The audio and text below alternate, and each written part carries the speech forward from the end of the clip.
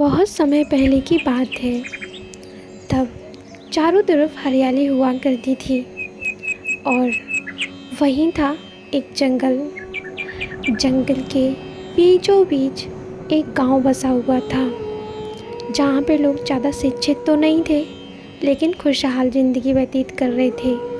वहीं पे रहती थी एक बुढ़िया, जो कि उसका घर टूटा फूटा था और वह ज़्यादातर दुखी ही रहा करती थी, क्योंकि उसके परिवार में उसके अलावा उसका एक बेटा था जो कि निकम्मा था।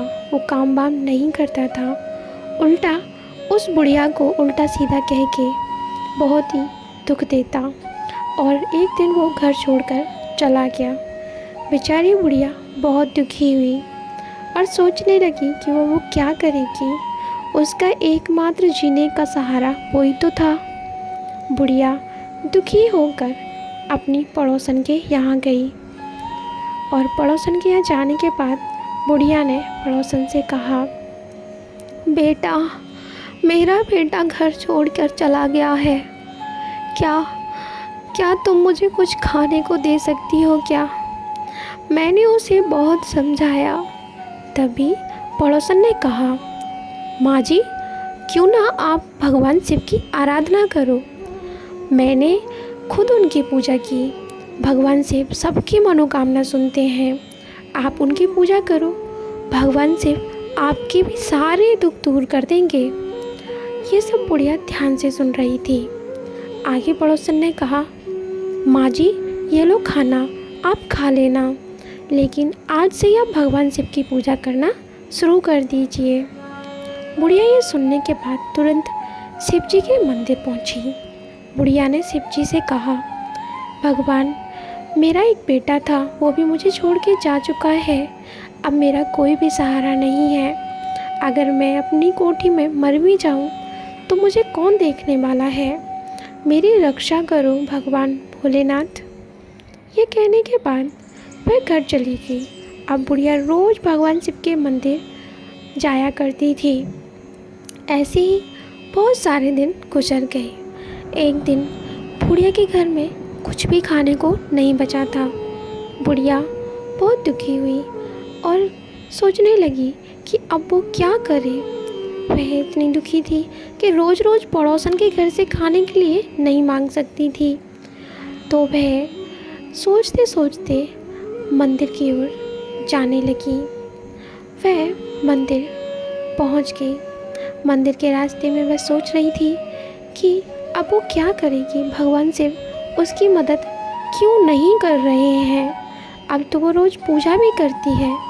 वह वहाँ जाके रोने लगी और कहने लगी, भोलेनाथ, उसे क्या गलती बन गई। अब तो मैं आपकी रोज़ पूजा कर रही हूँ। अब मैं कहाँ जाऊँ, मेरे पास कोई आसरा नहीं है। और वह वही सीढ़ियों पर जिद पकड़ कर बैठ गई कि जब तक भोलेनाथ खुद उसके पास नहीं आएंगे वो यहाँ से नहीं जाएगी। रात हो चुकी थी।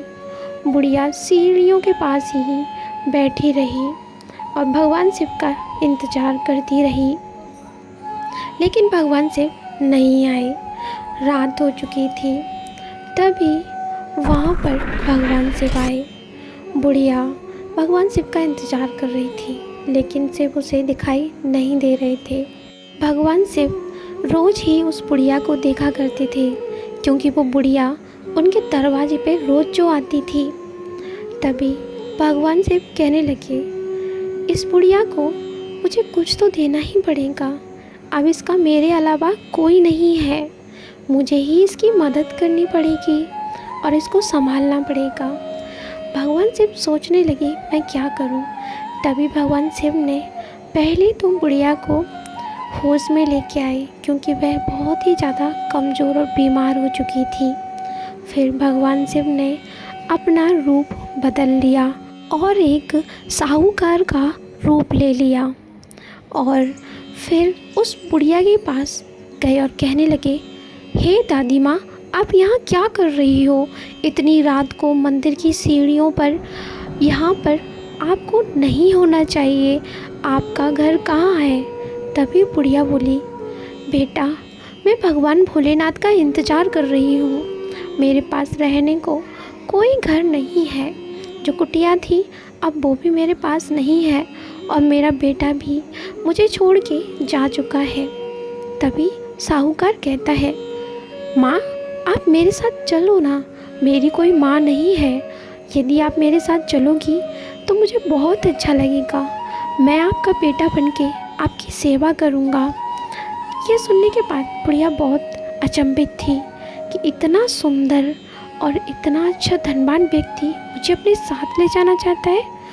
लेकिन वो साहूकार के साथ जाने के लिए मान गई और बुढ़िया और साहूकार अब उसके घर की ओर चल पड़े थे।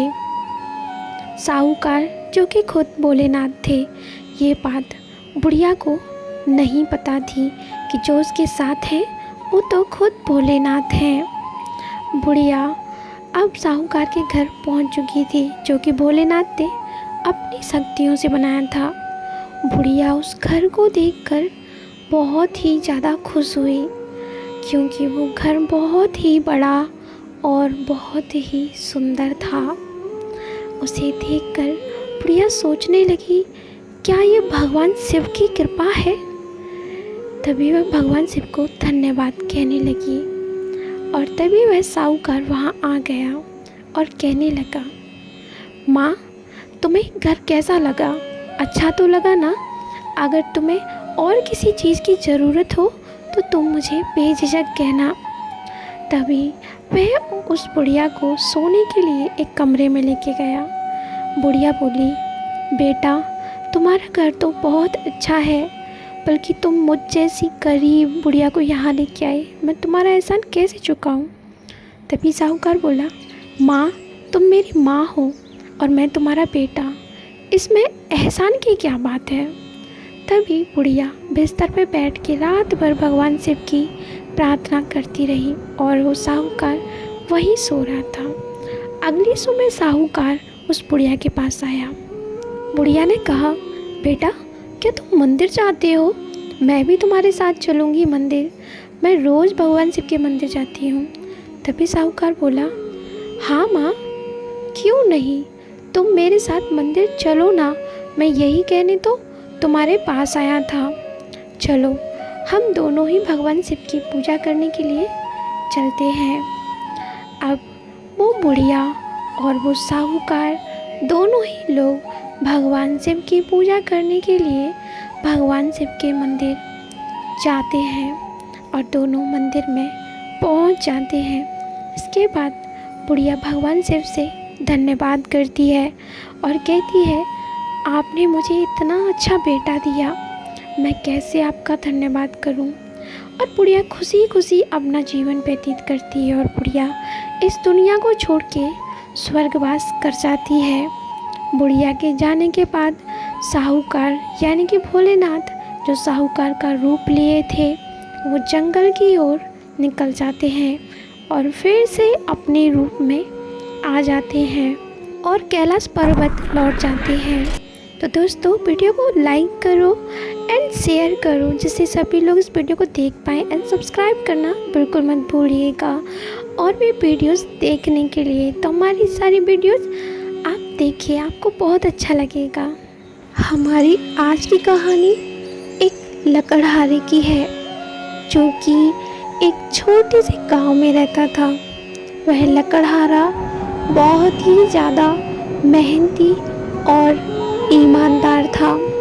वह रोज़ सुबह ही जंगल में लकड़ियाँ काटने जाता और वहाँ पे पूरे दिन लकड़ियाँ इकट्ठी करता। इसके बाद जितनी लकड़ियाँ उससे इकट्ठी होती उन्हें वह शहर ले जाकर बेच देता, जिससे वह अपना और अपने परिवार का जीवन यापन कर रहा था। इसके साथ साथ वह लकड़हारा बहुत बड़ा भक्त भी था। जंगल जाने से पहले वह रोज़ सुबह पूजा की थाली लेके मंदिर में जाया करता और वहाँ पे भगवान की भक्ति पूजा पाठ किया करता। मंदिर में पूजा पाठ करने के बाद वह पास के एक शिवालय में जाता, जो कि शिव का मंदिर होता है। शिवालय में जाके वो शिव भगवान से अपने सारे दुख कहता, उन्हें बताता कि उसकी ज़िंदगी में कितनी कठिनाइयाँ हैं और फिर घर वापस आ जाता।